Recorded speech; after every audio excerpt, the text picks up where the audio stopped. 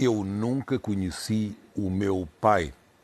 Esta foi a primeira frase que Andrea escreveu quando nos contactou. Quando conheceu a mãe de Andrea, ele já era casado e tinha uma família constituída. Ainda assim, os dois mantiveram uma relação extraconjugal, da qual acabou por nascer Andrea. E a verdade é que o pai nunca assumiu a paternidade da filha, mas isso não fez com que ela não se interessasse por essa parte da sua história. Pelo contrário, ainda ficou com mais vontade de finalmente dar uma voz e um rosto ao homem que nunca tinha conhecido. Por isso mesmo, aos 14 anos, depois de insistir várias vezes com a mãe, Andrea acabou por falar com o irmão paterno, mas quando pediu para conhecer o pai, voltou a encontrar rejeição. Nesse momento, a esperança perdeu-se e Andrea acreditava que este capítulo da sua vida estava finalmente encerrado. Mas depois da morte do pai, descobriu um tio, o tio Sérgio. E é ele o único que pode responder-lhe às perguntas tão simples como: quem era? Como era o meu pai? Andrea, bem-vinda. Está aqui um aplauso à Andrea, aquele aplauso que abraça os convidados que estão naturalmente mais frágeis pelo facto de estar aqui. Sinta-se bem acompanhada, é tudo gente de bem aqui à sua volta e que faz força para que tudo lhe corra bem. Vamos lá então perceber aqui um bocadinho da sua história e o facto de ter vivido sem esta referência paterna. Como é que foi? O que é que soube? O que é que a sua mãe lhe foi dizendo ao longo da sua vida? A minha mãe, ela se separou do meu pai quando eu tinha 8 meses. Bebê. Sim, bebê. E desde então eu cresci, eu não sabia do meu pai, nada dele, e ela falava muito pouco sobre ele. Ela não gostava de tocar no assunto e não gostava que eu tocasse no assunto. Certo. E o tempo foi passando, a vida foi passando. Ela teve outros relacionamentos e eu não tive uma infância feliz, porque eu tive um padrasto que não foi muito bom. E eu cresci nessa dúvida de saber quem era meu pai. Aí, com o tempo, meu pai acabou ficando com uma outra pessoa e ele teve mais 6 filhos. Ao todo... Eu sabia da localização dele, onde estava? Sim. Porque aquilo, na altura, soube inclusivamente que era fruto de uma relação extraconjugal da sua mãe com o seu pai, que, segundo sei, já tinha uma família constituída quando se envolveu com a sua mãe, não é? Sim, ele tinha... Quando é que teve acesso a esta informação? Ainda muito nova? Não, ainda nova. Que eu sabia que eu tinha 5... meu pai, no casamento dele, ele teve 5 filhos homens. E o sonho do meu pai era ter uma menina. E teve? Eu descobri agora, há uma semana que eu sou fruto de um sonho. Porque a vida toda minha mãe escondeu isso de mim. Ali, meu pai.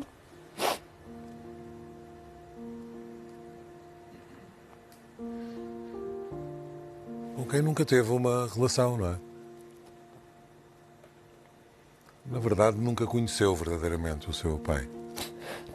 Nada, nem as origens do meu pai. Desde que eu vim para Portugal, eu estou aqui há 7 anos. Eu descobri muito pouco tempo que eu sou neta de português, porque até isso ela escondeu. Ela falava muito pouco dele, quase nada. Aí, com o tempo, a gente acabou que descobrir que meu pai teve, depois de mim, veio mais 6 irmãos, um menino e 5 meninas. E por incrível que pareça, a vida levou para próximo da minha mãe, porque meu pai ficou em Minas Gerais, minha mãe veio para São Paulo, os anos passaram, aí meu pai teve um novo relacionamento, desse novo relacionamento, a Leila, e ele teve 6 filhos com elas, e nós somos todos vizinhos. eu acabei que conheci todas as minhas irmãs. E chegou a relacionar-se Com todos eles, sim. irmãos, Eu morava não é? em Jacareí e eles Sim. em Santa E Bárbara. não, porque percebendo a sua emoção, olhando para uma fotografia, e se nós fizermos aqui o exercício de imaginar que nunca teve uma relação com o seu pai, não houve contacto e que as suas referências são apenas estas, daquilo que ouviu, de imagens que viu, de fotografias que lhe foram chegando, mas houve aqui um momento em que tentou, efetivamente, através também dos seus irmãos, finalmente um contacto. Sim. Porquê é que não aconteceu esse contacto? Porque eu sou de São Paulo. Certo. E o meu tio Sérgio, que meu pai tem outros irmãos. Certo. Não sei exatamente a quantidade certa de irmãos, mas eu só sei que foram bastantes. Acho que, não sei, 6 ou 7, eu não sei. E todos já faleceram. E só o meu tio Sérgio e mais uma irmã. É o único tio que tem vivo. Isso, e ele morava em tenha Goiás. conhecimento. E para ser bem sincera, eu não me sentia pertencente à família. Sabe quando você não pertence àquilo, porque você não tem o nome, tudo. Ele não é? Hã? Ele nunca, o nome dele não consta da sua documentação. Do meu pai? Sim. Não consta. Pois. E Portanto, sentiu sempre isso ao longo da sua vida, não é? Alguém cujo pai não deu sequer o nome e sim. ainda que também não escondesse mesmo para a família. Não, eu nunca escondi de ninguém. Não, eu digo ele. E mesmo os seus irmãos sabiam que era irmã deles. E isso enfim, é até estranho. Mas por que razão não aconteceu depois, finalmente, o encontro com o seu pai? Então, quando eu tinha 14 anos, minha mãe, de tanto eu falando com ela, ela falou, eu vou te levar você para conhecer o seu pai. E me levou no meu irmão, que hoje ele não se encontra mais no meio de nós. Aí o meu irmão falou assim, eu falei que eu gostava de conhecer o pai. Ele falou, eu vou levar o recado pro pai e depois a gente combina para saber a resposta. E o meu pai meu pai falou que não queria me ver porque ele estava muito doente. Meu pai estava com cancro Certo. no pâncreas e devido a essa doença ele já estava muito debilitado. Sim. E eu respeitei. Eu falei assim, tá bom, e fui embora. Aí minha mãe falou, eu não falei para você, você insiste em ir atrás dessa família, eles não querem saber de você. E eu falei, mãe, meu pai está doente. E ele não queria que eu visse ele daquele jeito. E eu respeitei. Aí 2 anos depois, do nada, minha mãe chegou. Seu pai morreu.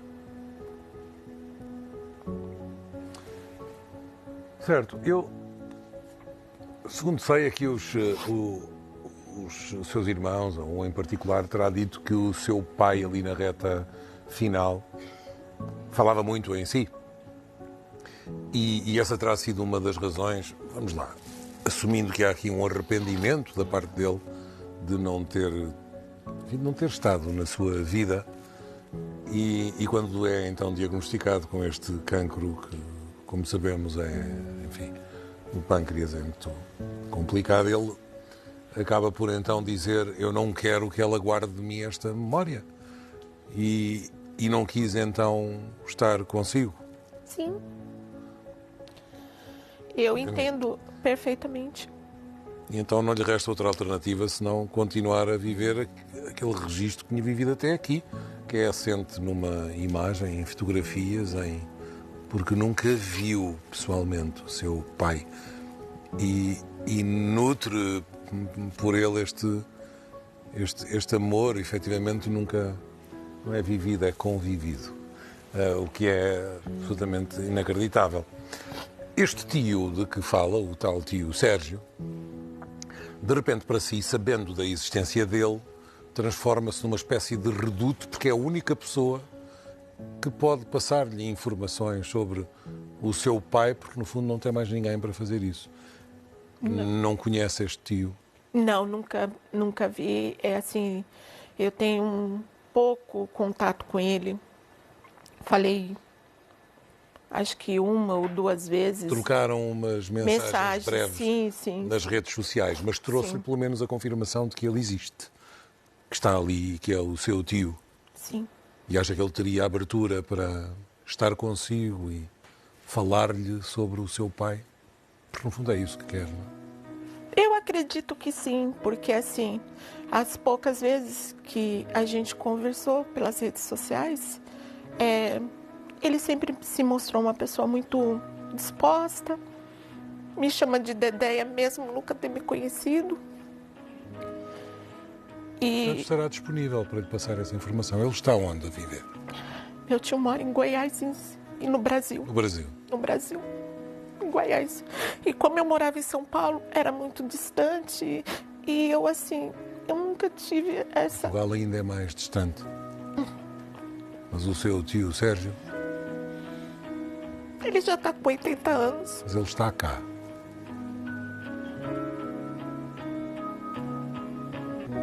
Ele está ali atrás daquela porta.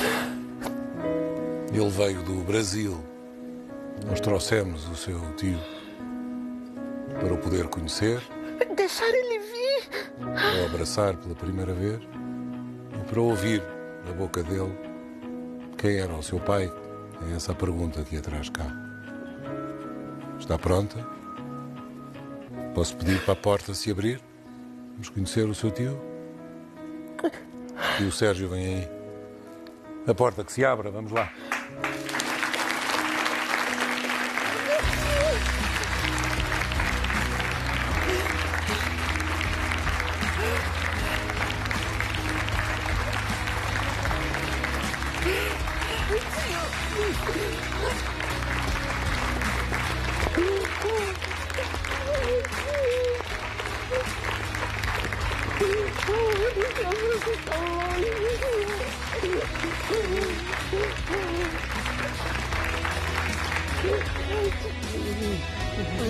Como é que o senhor conseguiu fazer uma viagem tão longe? Bem-vindo. Foi difícil, mas eu consegui. Conseguiu, está cá. Consegui, tá cá. Bem-vindo, Sérgio. Deixe-me cumprimentá-lo. Muito obrigado pela sua Sérgio presença. Arcanjo de Faria. Muito bem. Muito bem. Sente-se ali um bocadinho. Quero mesmo agradecer-lhe o facto de se ter disponibilizado a fazer esta viagem tão longa do Brasil até cá. Senta-se aqui juntinho de mim, confortável. Mas assim que soube deste desejo da sua sobrinha, entendeu que tinha de estar presente. Sim, porque eu também tinha esse desejo. Certo. Desde pequeno, eu tinha esse desejo de vir aqui e ir até a cidade onde meu pai nasceu. Muito bem. Eu tenho uma novidade para lhe dar. Nós investigamos naturalmente, sabemos a sua origem, a origem da sua família em Portugal. Sabemos inclusive que é em Setúbal e nós temos, a nossa produção tem preparada uma espécie de roteiro para apresentar-lhe a si as suas origens. Nós vamos consigo fazer essa viagem e depois eu mostrarei tudo noutro programa, mas vai ter esta oportunidade. O meu avô, Miguel Arcanjo de Faria, era pescador e salgador de peixe com os romanos para exportar para toda a Europa, né? Certo. E também na produção de sal. Né? Depois houve lá um atrito entre muçulmanos, romanos e reinado português. E meu avô sentiu, assim, em 1860, Dom Pedro V fez um decreto elevando a cidade de Setúbal, né? E 20 anos depois nasceu meu pai. Meu pai nasceu em 1880 lá, né? Em 1990 meu avô fugiu para o Brasil, né, com medo, né? Ele não soube lidar com a situação. Ele era pescador, salgador de peixe, né? Mas agora vai ter a oportunidade de fazer essa viagem com a nossa equipa. Deu-nos particular gozo perceber isso. Mas agora vamos nos centrar aqui na sua sobrinha. E designadamente no seu irmão, forçosamente. Quem ela... Eu estava lá fora e vi a foto do... Ali, meu irmão, ó. Meu irmão, esse meu irmão aí, ó, ele, guiado por Deus, ele salvou a minha vida quando eu tinha 12 anos de idade. Eu estava com uma pneumonia aguda, né? Eu vivia só na roça e todo dia à noite eu ia para a lagoa pegar peixe. Eu acho que estava no sangue, né? Era o que eu ia dizer, parece que estava no sangue. Pegar peixe para comer. E nesse meio tempo eu peguei uma pneumonia e como eu estava sozinho, eu fiquei em casa, né? E fui desfalecendo, fui ficando fraco e não consegui mais levantar nem para fechar as portas da casa. Aí, quando um dia chega ele, lá, né? Ele chegou e disse, morador, morador. Aí, e eu não conseguia responder, eu não tinha força. E ele foi entrando lá não sei se já viu falar em lamparina. Lá a gente tinha lamparina, né? Naquela época. Na época, né? Seria mesmo a lamparina. E ele foi riscando o fósforo e acendeu a lamparina e me achou lá. E quando ele viu a minha situação, ele me pegou nos braços, levou para fora, me deu um banho.